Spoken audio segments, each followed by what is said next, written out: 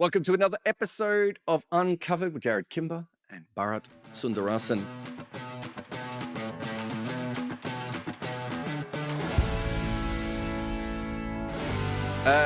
Let us start with the most World Cup story I could think of, which is the fact that you currently are in Perth with no luggage because of the Pakistan. Yes, I blame the Pakistan cricket team for my predicament, despite my extremely sweet tweet about them after having seen them board the flight a few hours ago. Honestly, some of those faces looked so sullen and so sad that, and I'm not surprised, right? After a defeat like that, India Pakistan, the whole build up and the way it ended, you wouldn't blame them for not looking very chuffed about life. And just before we took off, I tweeted about how, please, Pakistan fans, show them some love. And then we land in Perth. We see all the Pakistan players go off. The other passengers, we wait for half an hour. They say, no, and the flight was delayed by half an hour even in Melbourne, because you know how it is when a cricket team travels with you, all the kit has to be loaded. And I'm not sure many of the others on the flight knew anything about either the Pakistan team or the fact of what it is like to travel with a cricket team on your flight, as you and I do, unfortunately. And then we wait for half an hour, and then we see all their bags being unloaded. No news. 45 minutes later, no news. And then 1.5 hours later, there's an announcement which says, okay, all those on the Melbourne flight, which is pretty much everyone, if you're not a Pakistan cricketer, it meant you or part of the Pakistan team, can you please report to the baggage services department? We go there and they say, you know what, we had to offload all your luggage because they had a lot of kit, and there was a lot of kit. So all your luggage is still in Melbourne. And so even though I was a little peeved, I kind of understood the situation. Now, especially if you are watching this podcast or listening to us, and you sat on either side of me, and I know those people because they knew nothing about cricket.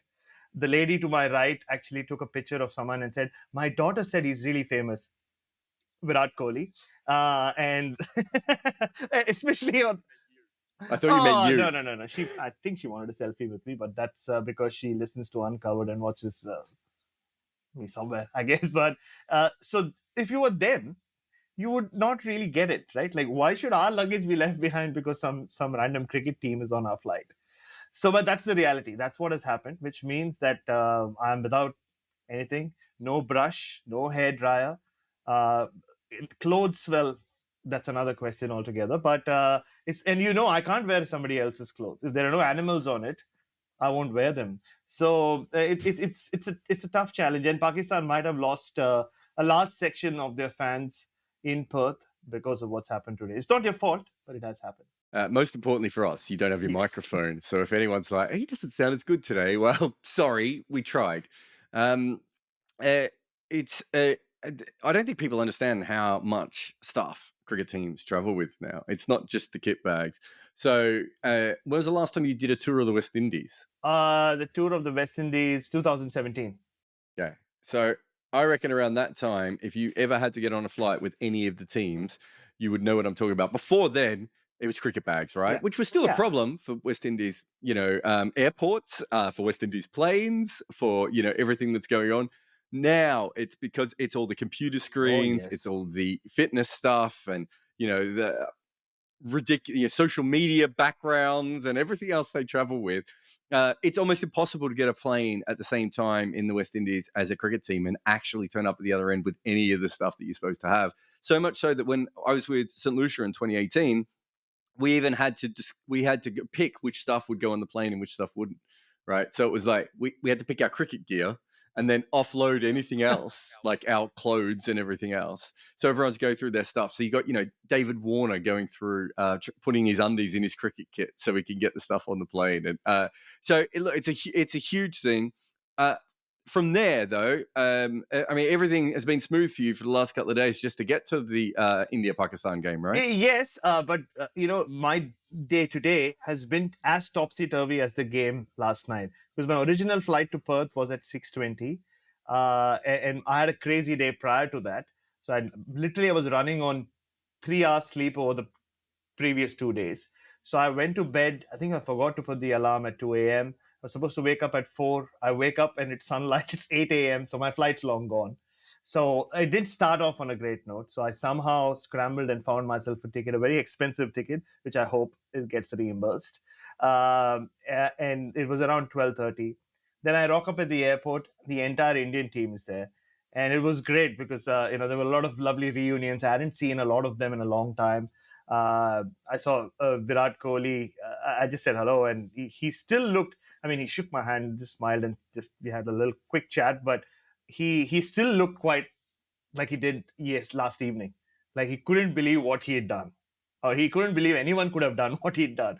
He had that look on his face. But just I spoke about the Pakistan team being sullen, but the Indian team, though really up and about, you could still see a lot of them. I met Rahul Dravid after I don't know how long, 6 years or so. Even he had that feeling, just the atmosphere, the setting, the buzz yesterday. It was just, and we'll talk all about it.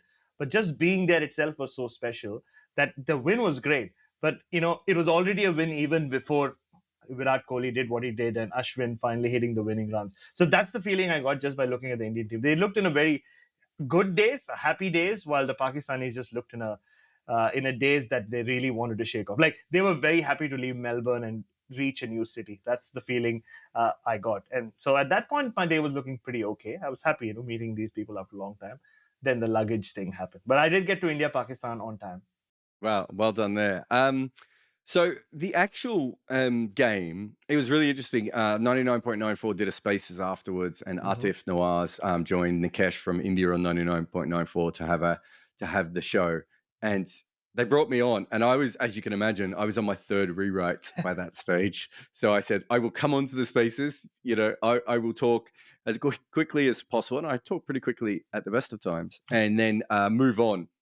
And Nikesh and Atif were in the middle of this really analytical, look back, and this happened at this stage in the game, and I was just like, guys, what are you doing? That was crazy. And I thought, I really respected their incredible professionalism to actually remember any of the game outside the last 2.5 overs. My big takeaway, obviously, Virat Kohli is one half of it, and then the other half is that last over itself. Was an absolute masterpiece in how stupid T20 cricket can be. And stupid T20 cricket can be totally. And it was this weird 30 minutes leading up to that last over, right? All eyes were on Mohammad Nawaz. At the end of each over, my binoculars were trained to see who's coming. Could it be Nawaz now? No. Another over gone. Could it be Nawaz now? No. And it was only really after the 18th over, when you knew he wouldn't bowl the 19th, it had to be Haris Rauf, that you realize that whatever happens in this over, it's basically India versus Mohammad Nawaz. And then at the start of that over, Mohammad Rizwan suddenly takes. So I think this is where analysis apart or aside, just composure and temperament comes into being, right? As a captain, I think Babar Azam just after the 2 sixes that Kohli hit of Haris Rauf, you could visibly see him on the field, Jarrod. He just let everybody else run the show. Like Mohammad Rizwan was the one, it seemed, who decided that, the guy we picked as a left-arm spinner, who's played a lot of T20 cricket as a left-arm spinner, suddenly needs to become Salim Malik or Ijaz Ahmed. He was bowling like Ijaz Ahmed yesterday. You remember Ijaz Ahmed used to bowl these left-arm, some sort of. Yeah. And then he stands behind, in this, or as Darren Berry said, like school cricket position, a few yards behind the stumps as a wicketkeeper. And you could see the shock on Nawaz's face. You've never done this ever in your life, clearly. And in an India-Pakistan World Cup match, last over, after you've been hit for 20 runs a few overs ago, and after you've spent 30 minutes thinking about what you're going to do, you're asked to do something it doesn't come naturally to you. So credit to Nawaz for having got Hardik Pandya out and somehow, kept Dinesh Karthik to a single with that high full toss. But I think that's where they started to unravel. Babar Azam really lost the plot, and it was just, and in that pressure, there's no chance Nawaz was going to land every ball properly, right? The second ball, I believe the contentious no ball call, which Virat Kohli hit for 6, it had a lot to do with what happened in the second ball. It was also a high full toss, and you see cricket at any level, is it school cricket or the highest level at international cricket, when there are 2 full tosses bowled, which are marginal, invariably the second one will be called a no ball. It's almost the umpire kind of says, yeah, one of them has to be a no ball. Like would have been, unless it's very obviously not about the weights. If it's anywhere there and two on the trot, the second invariably gets called a no ball. And I think that's what happened with that. And that's when Babar Azam lost complete control. He didn't know what was happening. And at one point, you could see Shadab Khan running from deep mid wicket, push Babar Azam back. He literally said, "You go off to deep mid wicket. I'm going to take over this team." And it was all sorts happening. And that's the madness of T20 cricket. If you lose your cool, if you panic, even if you spend 39 overs on top, if you panic for those last 5-7 minutes, you lose the game. And I think that's what happened to Pakistan. Yeah, I mean, to be able to bowl that many extras in an over where the other team needs 16 to win, and to give, I know 3 of them were accidental, but 2 wides and a no ball. And even if you say it's contentious, that no ball, and it was probably borderline, right? I think if we had a proper thing that we were talking about a couple of weeks ago where you actually had a bar on the screen of where his waist was, it's probably just below it, would be my guess. But because he was bent down when he was playing the shot, it looks a little bit higher than it does. But there's a reason why the umpires do give them out in any form of cricket. It's because that is a call for being unsafe, right? And it was, even if it's marginal, he was marginally unsafe 2 balls in a row. Eventually, you're going to get called. But yeah, the whole thing, Murray Erasmus having to get involved, putting his arm around Bubba and trying to settle Bubba down. I mean, the whole situation was incredible. But being that you are an umpire, what did you actually think of the well, I suppose it's almost 2 different questions here. One is, you and I both know how few most people know anything about the laws / playing conditions of cricket, right? And so there are a lot of people saying a lot of things about that had never done anything before.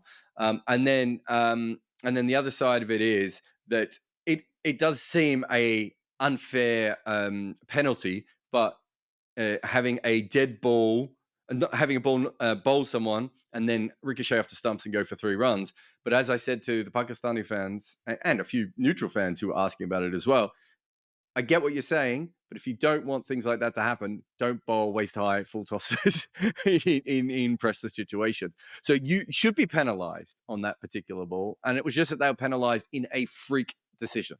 Yes, and it's almost, I wouldn't call it a loophole, but of all the laws, right? If you look at it in the last many years, so many things have changed. The dead ball has stayed the same in a strange way, like long after free hit came into being and all that.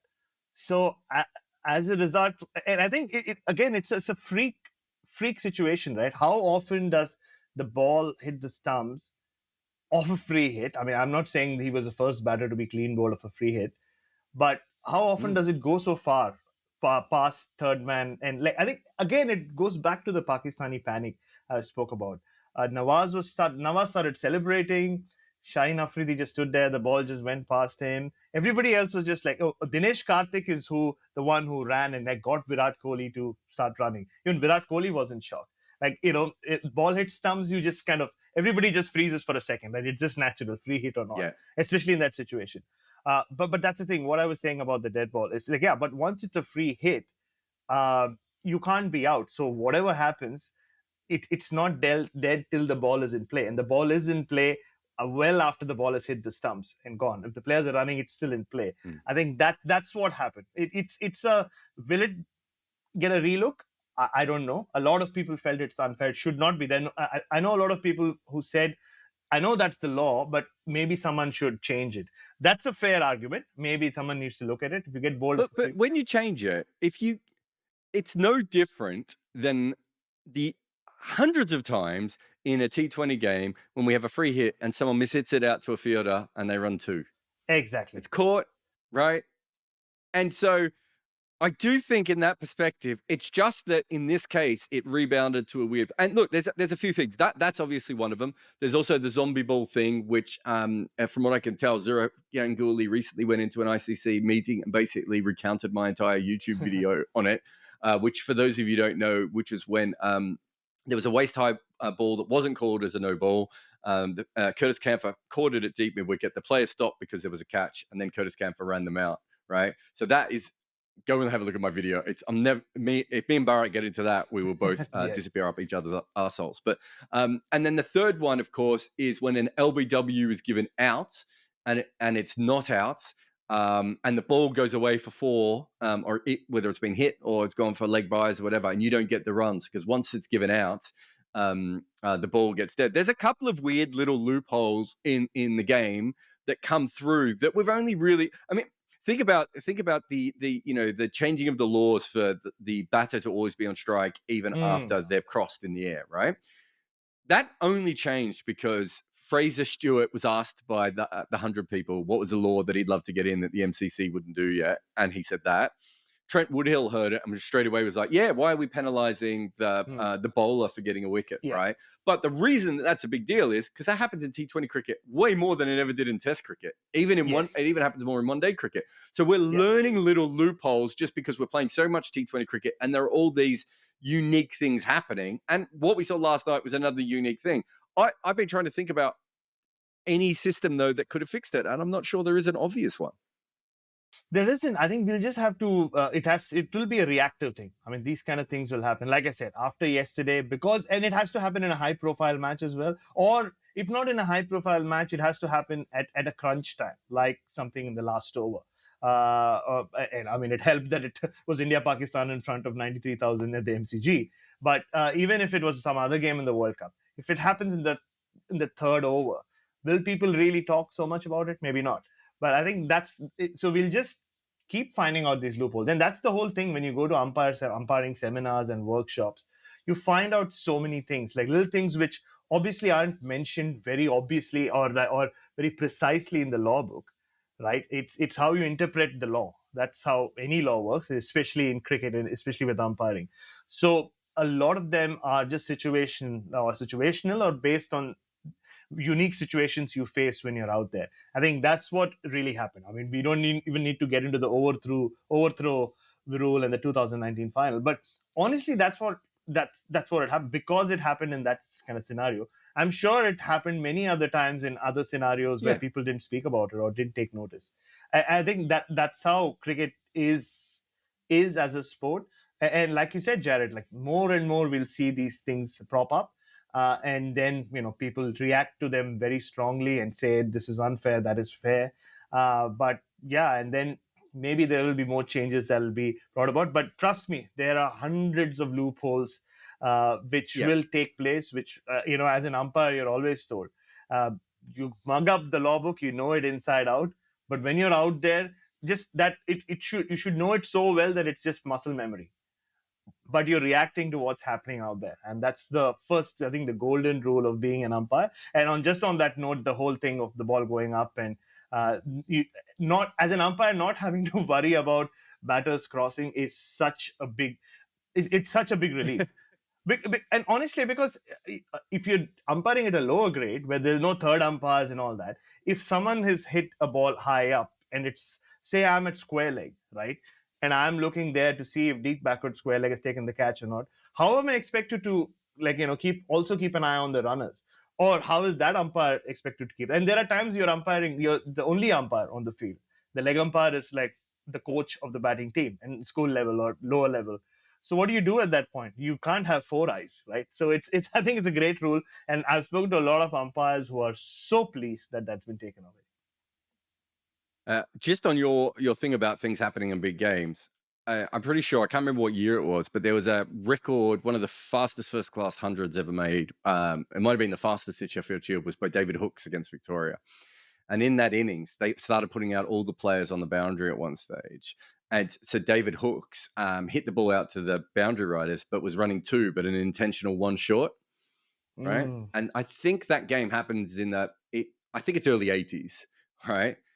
Think of how long it took before that rule was actually changed. It's almost 40 years before Kieron Pollard does it in a televised game.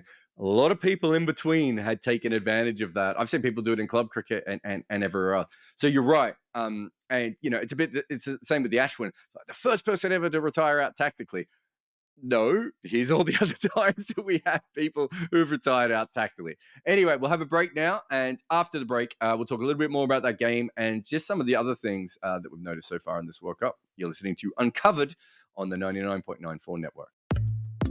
You're listening to Cricket's Conversation on 99.94. Whatever your team, we have the show for you on podcast, YouTube, or on the 99.94 app. We have India, England, South Africa, West Indies, and now Sri Lanka covered. If you want to find us, the best way is to follow us on social media at 9994DM by downloading the 9994 app or Google 99.94 on podcast. We speak cricket. All right. We've talked a lot about the fun stuff that you and I care about. Most people are just like, we just talk about Virat Kohli. So let's talk about Virat Kohli. That shot, I've already fanboyed all over that shot when he's falling away of Haris Rauf. And the only thing I would say is that as big a ground as the MCG is, if you're going to hit a six anywhere, dead straight is the place to hit it.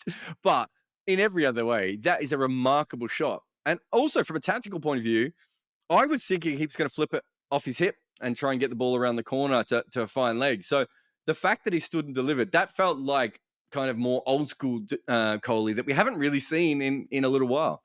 Oh, in a long while. And the first thing he said after saying how he didn't have words to say what he was feeling like was about the tough times and how everyone stood by him and how grateful he was. And it came through just in his body language as well, right? The old Kohli would have, yes, he did celebrate, but immediately after that celebration, there was more, he looked more grateful and not even relieved. He was just almost, there was a feeling of, you guys have, like what he said, like, you guys have cheered for me, you've stood by me.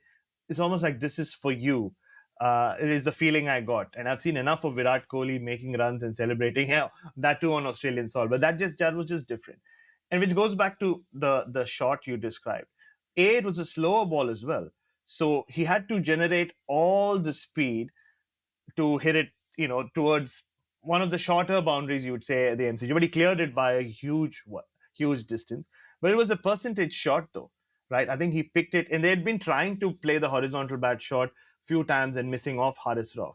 So to a ball that he ideally, or most batters would have hit or tried to hit over mid wicket, he tries to go after go over long on and hits a six. And the next ball, which is not a slower one, which is a more normal Haris Rauf pace one, where most batters would have stayed back and tried to hit it over big backward square leg. He kind of jumps out and just uses his wrists and kind of, flicks it over fine leg. I think he has something I call the genius gene, right? I mean, we've seen a lot of people in the history of the world, not just cricketers, people who have the genius gene.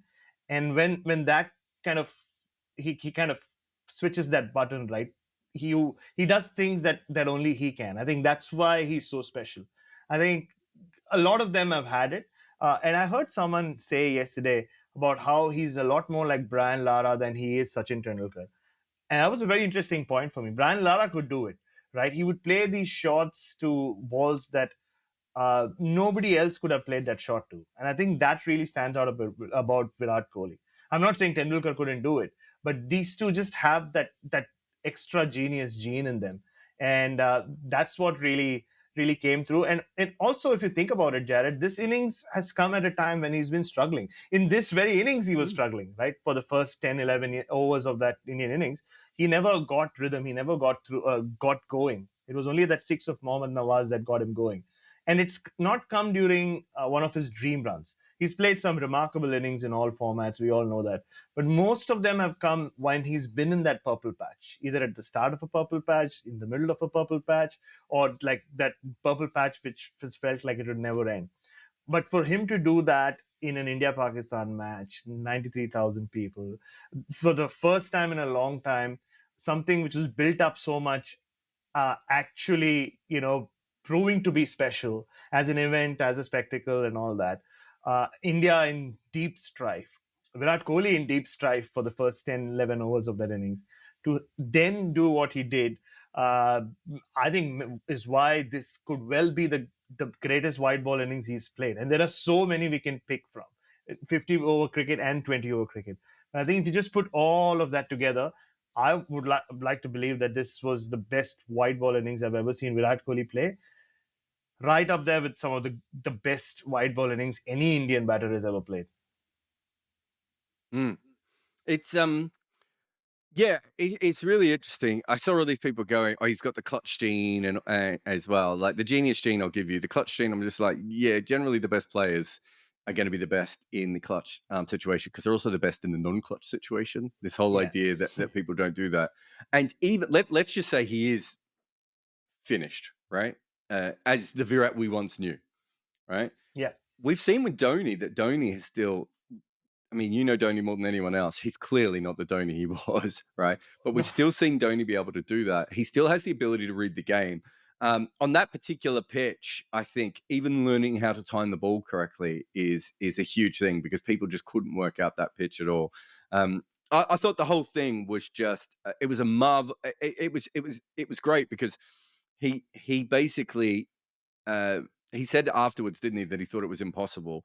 But when you watch it, he was very clearly picking off the fact that he could see that Pakistan were just starting to get to a point where they weren't sure exactly what to do. And part of that was that the pitch actually changed between the first innings and the second innings. If Pakistan had bowled first, I wonder how many India would have even made because the medium fast bowlers of India looked incredible on that pitch. But it just got a little bit, not easier to bat on, but a little bit easier to survive on. And then he took it to another level. I thought it was great. You brought up something when we were chatting just beforehand, which was about the glue batters, and we're not really talking about anchors in this way because Devon Conway is probably one that we would throw up there, and I don't think Devon Conway's a traditional anchor in that sort of way. But this is a different World Cup, and it's a different World Cup because it's being played outside of Australian summer, and I mean we should not be playing. Let me just check. The covers are off at Hobart finally, but look, that game could still get rained out between South Africa and Zimbabwe, which is why we're recording now because there is no game. You shouldn't be playing cricket in Hobart in October, international cricket. I'm not saying that the club guys shouldn't be out there having a whack around, but you shouldn't be playing international cricket. The MCG, this is the first pitch that the MCG has had to have ready since the grand final. They've also had a record amount of rain. You said that Rohit Sharma was talking to some of the writers about the fact that no one really knew what to think about the MCG pitch because usually the majority of the cricket that's played at the MCG, especially at T20 cricket, is December and January, and they're playing in October after record rainfalls. Yeah, and I think he's mentioned it in the press conference as well. He said, we don't have too many numbers to go by when it comes to T20 cricket in October anywhere in Australia. And you just had to look at the pitch. I had my binoculars trained in on Rohit Sharma because he's got such an expressive face like mine. You can always pick up cues by looking at how he reacts to things. So I was looking at him the first time he just walked out into the middle, loud roar, of course, walks to the middle. For the first time, he's seeing the pitch, right? And he just made a face almost like I've never seen. And he's played a lot of white ball cricket at the MCG. He made a face where it almost felt like he wasn't sure what to make of it because every time he's played white ball cricket here, it's been either in January or February, at times in February, but mainly in January, where, as you know, Jarrod, there's like a lovely sheen on it. A lot of cricket, a lot of first-class cricket's been played on it. The Boxing Day Test has been played on it, and it's got a lovely sheen. And this is a drop-in pitch as well. Yesterday, it looked like a pitch you might see for Shield cricket at times. And I don't mean it in a negative way, but like a four-day match pitch where you could see a little bit of grass, which you rarely see for a 50-over cricket or 20-over cricket at the MCG. So I think when you look back at it and listening to you talk about it as well, the fact that the pitch changed, I was a little surprised that India chose to bowl. I thought the way that tournament's gone, maybe I thought they'd want to put some runs on the board, and with that Pakistan batting lineup, not as strong on paper as maybe it was last year with those guys, Shoaib Malik and Mohammad Hafiz still in there. There are a lot of power hitters, of course, but like we saw yesterday, if you knock the first two over, there is a sense of panic in that middle order. Shan Masood didn't look very good at the start, but I think he kept things together. And if not for Iftikhar Ahmed's innings, they would have struggled. But there aren't, again, the glue players after Shan Masood. There is nobody, so they're so dependent on the top two. And Shan Masood is he's come into T20 cricket, yes, and has played a few games in the last 10 months, I would say, for Pakistan. But he's not a proven commodity at World Cup level. So they bank a lot on those openers. So I thought they would put runs on the board and back themselves to defend it. But I think Rohit Sharma made the right call. He saw something. He felt maybe this is our best chance to beat Pakistan. If you can knock them over and restrict them, we can chase down whatever with our batting. And it worked out. So, and it goes back to what you were saying. These are very unique conditions for T20 cricket. We spoke about this in our first ever episode of Uncovered as well. And we're discovering that the lengths that you can bowl at. And yesterday, you saw every time you pitched too full, you were driven away. Every time you pitched it too short, unless you had the pace of Haris Rauf. Hardik Pandya, for example, was bowling really well, but every time he pitched it short, it just sat up and he went for runs. So if you can hit that good length with these fresh pitches, you'll get something. And there was so much seam movement. I mean, you're the T20 legend, Jarrod Kimber. How many times have we seen a T20I or a T20 where the first 10 balls, there's no contact between bat and ball? I can't think of too many. So that said... Yeah, I mean, I think you're right. And the other ball that I noticed, and it was later, I reckon it was about the fourth over, Boothie bowled a bouncer. And when you bowl a bouncer in Australia, they go dead straight. They might swing if the seam does something later on. He bowled a bouncer and it cut back like you sometimes see in English conditions. Like, I mean, that wicket was just so different to what you would see in T20. And for those who don't know, places like Melbourne and Hobart, Melbourne is not as cold as Hobart, but it certainly starts to warm up really, you would hope, around this time. So generally, by the time you get to the summer, the pitches of the squares have all been baked. And so if you play club cricket in Melbourne and Hobart, you do get, early season wickets are completely different than they are later on. Everyone who's played club cricket in that part of the country would be aware of that. So that was really interesting. So the other thing is you've got Virat Kohli, Devon Conway, Kusal Mendes, Irvine. Am I missing anyone else? I feel like... Oh, Max O'Dowd. Andy Balbirnie, maybe. I guess I'll put it there. Well, he smashed his, though, didn't he? He probably went a bit harder. But we've had a lot of guys that that anchor role, or the glue guys, you said, and some of these guys aren't traditional anchors as well, but they've, like, Conway's probably a lot more than just that. But they've played that way just because conditions so far have kind of helped those kinds of innings. And part of the reason is in Australia, and it's probably why Australia produces slightly more of those sorts of players, the John O'Wells types cricketers, if you watch any Big Bash, is because the grounds are big. And you can actually score at a strike rate of 130, 135 without hitting boundaries, which in the rest of T20 cricket is really hard to do because the grounds are just so much smaller. And so you do get a lot of these guys who chip the ball around, who run very cleverly, who use the angles. It's one thing I noticed in Virat Kohli's innings, and there was someone else's innings that I noticed that as well, where they were just using the angles of the dimensions because the ground is so much bigger. I only need to beat this person by this amount because once I get into that gap, it's 2, 3, or 4. And it really is it's a slightly different kind of T20 cricket than we see in the rest of the world. We still have grounds like the Gabba, which you do kind of just stand there and whack it at. And obviously Adelaide Oval and Cardinia Park that have the small boundaries, but they still have massive straight boundaries, which means you're playing a different kind of T20 cricket, aren't you? So I do feel that what we have seen so far, it'd be interesting to see if it ever becomes the tournament of the big hitters, or if it continues to become the tournament where the guys who are the expert manipulators continue to dominate the way they have so far, very early on. And the other guy who used the angles beautifully yesterday was Hardik Pandya. I mean, we spoke so much about Virat Kohli, but he couldn't have done it without Hardik. And then at least 4 times I remember him just finding that right gap and rushing across for the second run. And I think Devon Conway used a beautiful term. I think it's not a new term. It gets used a lot. He said there are so many pockets on these Australian grounds where you can pick up twos. And Darren Berry said it on commentary yesterday. He said often in the middle overs, and he's been around BBL cricket forever, it's the twos that matter. In other parts of the world in 2020 cricket, it's the boundaries and the singles. But in Australia, often the team that scores the most number of twos can win, especially in the middle overs. And we saw that with Devon Conway. He hit a lot of boundaries early on with Finn Allen, but with Kane Williamson and even after Kane Williamson, he just manipulated the field. There are so many big gaps out there. You just keep hitting them. And you can easily pick up 9s and 11s in that period between overs 9 and maybe 16. And then you explode again. I think that's what he did very smartly. And I think that's something that Steve Smith can do. And ever since Australia lost that game, and that's the problem with that Australian batting lineup. Warner can do it. Finch, if he gets in, can do it.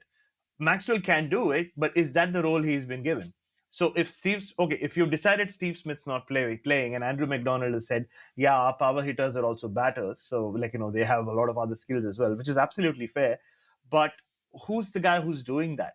And like we saw the other day, 200 was a big total, but after Warner got out early in that freakish manner and Finch got out, everyone was trying to do the same thing. So they never got any rhythm. They just got stuck. So there was the occasional boundary from David or Maxwell or whoever. But apart from that, what was happening in between boundaries, right? They almost batted like how West Indies were batting, unfortunately, in Hobart. And look what happened to them. So I think that's why these kind of players, and you're right, we're not talking about the anchor players who need to score at a strike rate of 100.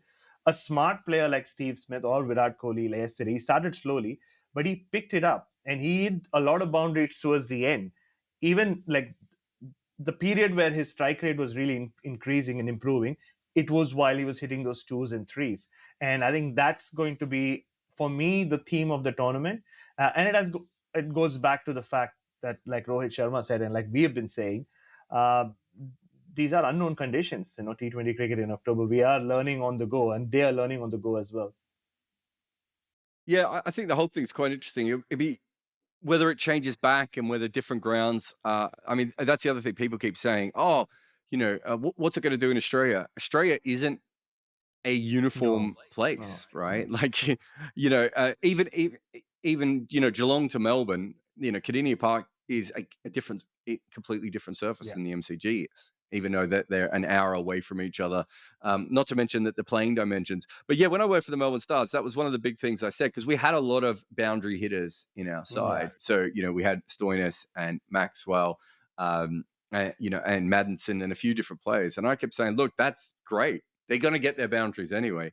If we between overs 10 and 20 score a lot of 2s, and we know, and then we can play the conditions. And it's something you've seen teams like Namibia and Ireland do really well in this tournament so far, is play the dimensions in the ground. And it's something that county cricket, the Blast was probably one of the first ones to do this, because Blast grounds are so weirdly shaped. And, so really playing those sorts of conditions. And it can get to the point where you do see teams get too obsessed with it. So we might get some teams who get obsessed with the 2 when actually they should just stand back and whack the ball for 6 occasionally as well. But it's certainly something to look at. Australia were favourites going into the tournament. Not massive favourites, slightly ahead of England and India. In fact, if you want to know how much the markets are all over the place, Australia were favourites, and then England were favourites, and then India were favourites wwithin about 36 hours, I think. And New Zealand, despite their win, New Zealand have come into 6-1. New Zealand were, I can't remember if they were, I think they were around 10 or 12-1. They were longer odds because no one was quite sure if they were going to qualify from that tougher group. Once they won, they came into about, I think they're hovering around 5 or 6-1 now, because they should. I think they've got like a 63% chance. I think Freddie Wild might have tweeted 63% chance of qualifying based on how good they are and beating Australia. So that Australia loss really changed everything for Australia and New Zealand. Pakistan as well. Although, let me just have a look at the weather. By the time this podcast comes out, everyone's like, we already know that game was washed out, which it probably will be. For Pakistan went from around 8-1 to 12-1 when they lost, which makes sense, because it's not that everyone thought, oh, they were terrible. It's more that it's just now harder to qualify. Right? It's exactly the same reason New Zealand went up and Australia went down. It's less to do with the teams, although in Australia's case it probably should have been the way they played. But but if this game is rained out, then Pakistan will probably shorten a little bit at the moment. But it's certainly New Zealand winning certainly changed the dimensions of the way we were thinking about this tournament. Because even if Australia weren't mad favourites, with Bairstow and Jofra out, and then Topley out, and then Jadeja and Bumrah missing, Australia was the only whole team that actually looked, even if you and I had our questions, they at least had their people. And they only got stronger when they had the injury, unfortunately. They lost Josh Inglis to what sounded like a terrible injury. Aaron Finch was very graphic in his description in the press conference the other day about how much blood poured out and what went in. And but they've got Cam Green in. So you would have thought, even though he wasn't going to play the first game, that and we both said, they were favorites because they were, touch wood, the one team without any injuries, and they just seem to have the right, or they seem to have gotten stronger on paper compared to last year. But after that big defeat, they have, their tournament could be over. Adam Collins compared it to the 92 World Cup, where it was more or less over after they lost to South Africa in game 3. And here again, game 3 is England. So on Friday, back at the MCG, if whatever happens tomorrow in Perth, here in or I am in Perth, they have to win with no floats. They have to win in England or beat England, because it's over. Otherwise, the World Cup's over within a week for Australia. With their net run rate, there's no way they'll come back and qualify with just 3 wins. However badly they beat Ireland and Afghanistan, which are not going to be walkover games, by the way. So yeah, that just tells you how quickly everything's just oscillated, and how England have. But we'll have to wait and watch how England go against Australia. But which adds a lot to that England-New Zealand game as well. But if South Africa, Zimbabwe does get washed off, like you said, and people will know whether it got washed off or not by the time they listen to it, Pakistan would be breathing a sigh of relief, because it gives them that some more leeway, right? Because South Africa will be 1 point short. And then they would hope that India beats South Africa as well. India just sailed through. Then all Pakistan need to do is beat South Africa, or even if they don't beat South Africa, find a way to beat the other 3 teams and, just stay within touch. I would say of all the results possible, Australia losing to New Zealand was the best one for the tournament. Yes. Maybe not in terms of crowd and energy in Australia, because obviously you generally want the home team to win in the first game. But from a results perspective, it's opened the tournament up a lot more. Almost every game from now on in is probably slightly more interesting in that side. We don't know what's going to happen in the other draw, as those games are obviously still going on as we record. But again, Pakistan losing and then South Africa losing points even accidentally makes it a little bit more entertaining than it should be. Let's have another break, and then I'm going to hit you with one thing that I know you're going to want to talk about, and I don't want to talk about at all. If you love the language of cricket and want more, then head over to the 99.94 app, and you can hear all of our podcasts and cricket commentary. We're adding new shows all the time and covering cricket series from all over the world. Be the first to hear all of our announcements by following us on social media at 9994DM. Welcome to Cricket's Conversation. Welcome back to Uncovered with Jarrod, Kimber and Bharat Sundaresan. Your quizzical face from my teaser at the end of the last ad break suggests that, I don't think there's ever been a more wrestling-inspired ICC event than we have had so far. We had John Cena putting up the picture of Glenn Phillips because Glenn Phillips uses his walk-on music.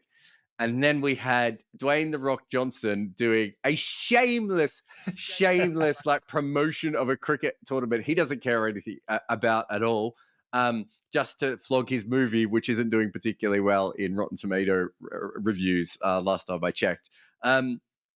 It disgusts me that I have to bring up wrestling, but it has been a very wrestling-inspired start to this tournament. It has, and I thought you were leading me on to Paul Heyman's tweet today. I don't know whether that's what you were hinting at. Paul Heyman, of course, the creator of ECW, Extreme Championship Wrestling, one of the greatest minds in wrestling ever. I love how you say, of course. I have no idea what you're talking about.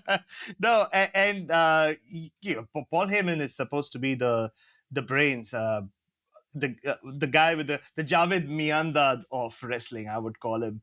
So he tweets Javed Miandad of wrestling. Oh my God, I want that. Imagine having that on your credit, on your car. I'd like to be the Javed Miandad of anything. And Paul Heyman still remains, like, say, he's with the WWE, of course, on-screen manager of the great Roman Reigns, the undisputed WWE champion who has been there for a long time, who these days goes, he's still Roman Reigns, but he's also the tribal chief. And for the last 2 years, since he's turned heel, the punchline is you have to acknowledge the tribal chief. And they are a small clique called the Bloodline. And so they're number one. So that's pretty much their... I don't know why this sentence is still going on. No, hang on. What does the tweet say? Just tell us what the tweet says. No, there needs to be a backstory. So that's how you acknowledge... This is the problem with wrestling. It's all fucking backstory and no wrestling. Yeah, obviously, it's theater. It's the greatest form of theater, outside theater, of course. And that is how you acknowledge the tribal chief, by raising one finger. And if you go back to what Virat Kohli did yesterday, after getting India home, while everybody was waiting for him to explode, like I said earlier on in the show, all he did was acknowledge the tribal chief. Or so, according to Paul Heyman, who tweeted, and he added Diwali as well. Happy Diwali, everyone. It is with great honor that I, the special counsel, which is what he's called to Roman Reigns, and wise man to the Bloodline, the clique, accept the great Virat Kohli celebration as in front of the world he decided to acknowledge our tribal chief. So it has very much been a wrestling-like tournament. And now that Virat Kohli is acknowledged the tribal chief, I think, do we even need to continue with this World Cup? I hope with the 3 wrestling crossovers is the end of the wrestling crossovers. But hey, we'll be here reporting on everything for you. Bharat, thank you very much. Where you're in Perth? Where are you off to after Perth? Oh, Perth, back to Melbourne. So maybe I'll go back and find my bag still there. So that's in 2 days' time. That's for Australia, England. And then Brisbane. So before we meet again, when we record next, I'll be back home in Adelaide. So next Tuesday, I'm back home for the Adelaide leg. And, you want to hear something very exciting about the Adelaide leg? So during this tournament, the first match in every venue, they've asked certain people to walk the World Cup trophy out to the ground. Yesterday, you saw the great Lisa Staleka do that. Guess who's doing it at the Adelaide Oval when Zimbabwe play Netherlands? Yours truly, Parasundaresan. I was hoping it would be Carl Hooper or Ben Folds. Well, and why is everyone from Adelaide, everyone who's famous for living in Adelaide actually isn't from Adelaide? Which I don't know what that tells you about Adelaide as a player. I can't believe all the people from Adelaide who deserve that ahead of you, you've swanned in just recently and you're taking the World Cup off them. There you go. That's how you do it. Acknowledge me, Jarrod Kimber. Acknowledge me. I am your tribal chief. And remember to share, like, subscribe to our podcast. But most importantly, if anyone wants to start a voting system out there for who has better hair, Lisa Staleka or Bharat Sundaresan, feel free to also do that as well. Thank you, mate. And I'll talk to you again next week.